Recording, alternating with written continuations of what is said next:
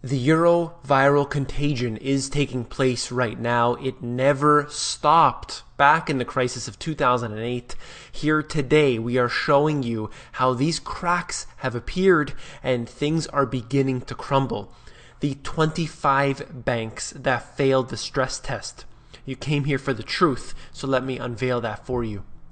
25 Eurozone banks fail the ECB stress test. This information is out of the AFP, and I will describe to you how exactly these tests work and what they have done. Let's get into the article where they said nearly 1 in 5 of the 130 banks surveyed failed the stress test. And why, first of all, did they choose these 130? Well, now that's a different discussion, but essentially they're not choosing all of the banks. If they were to have chosen all of these banks, they would have to disclose their derivatives books. But of course they don't get into that information because then every single one of them would be a failure.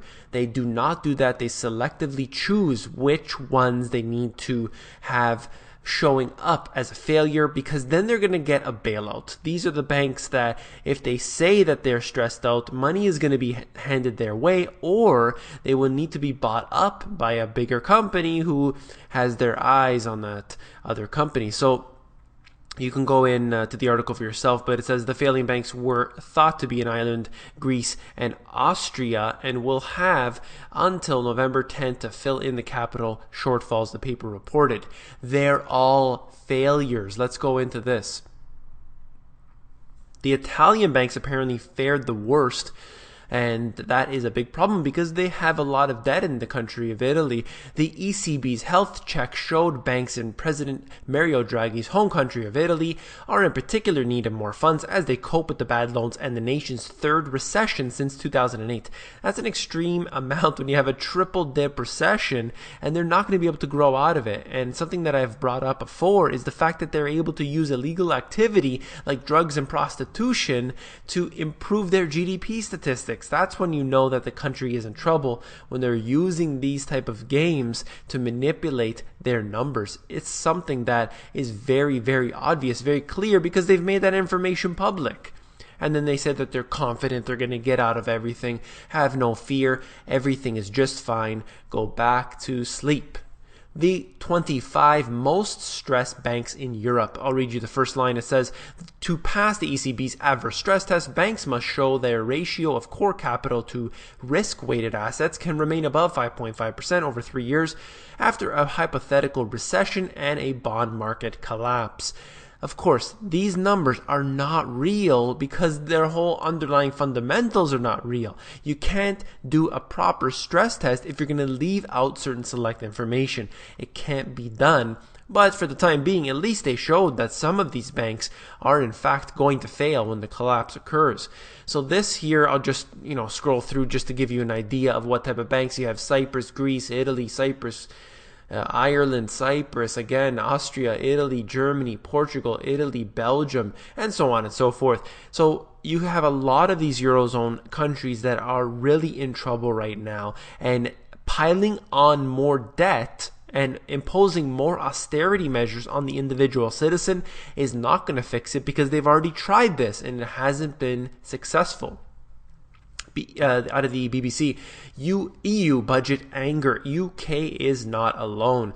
And what I'm trying to just point out with this is that the UK said that they are not going to be able to get the money in time, and it's going to be a struggle, but they'll do it. But we wanted to know these facts later on, and they're basically taking the money from these countries, from these technocrats sitting up on top, are deciding that they need to siphon more money from certain countries, and they say, no, you owe tax, okay, now we're going to give money to you, Germany, and so on and so forth. It's pretty aggravating to see that these technocrats from different countries and that offer no allegiance to that specific country are then stealing money from there, siphoning it off and handing it off to a different country. It's something that absolutely cannot make things work.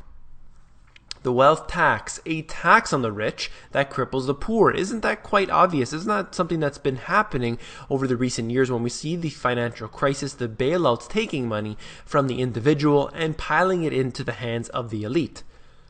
This information is out of the Telegraph in our series of how France is suffering under the president here, socialist government. Andrew Gilligan looks at how the wealth tax, also favored by Ed Miliband, is hurting peasant farmers and those on the middle incomes. Now, wait a second. Peasant farmers, it says it's a rich tax. So let's go into what it said here. It said, these individual couple, they're quite in poverty here, and it says they found themselves classified as wealthy and liable for vast bills under the country's version of the mansion tax. France is extremely socialist in this regard here. They had the 75% tax, and that wasn't enough. They needed to impose a 100% tax rate on certain select individuals. And that's how you know that they are getting desperate. They want to push down the rich, and what's going to happen is a mass exodus of those rich people, moving out all of their assets out of the country. It's going to make them more poor. But isn't that exactly what they want? They want the country to be poor so that the rich, the super rich, can go in and buy their villas and buy all of the assets up and get them for pennies on the dollar. In my book, I talked about this. Although the official numbers may vary, the unfunded liabilities, this is in the US, amount to over $60 trillion according to USA Today. And then, of course, I said that depending on your calculations, it could be higher.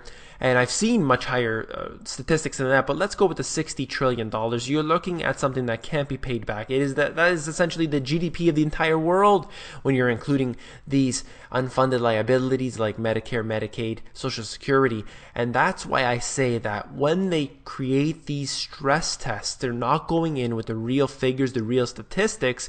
So even though they showed us 1 in 5 banks failing, it doesn't really make a difference because they are all a failure. They put their derivatives off the balance sheet and they look better as a result.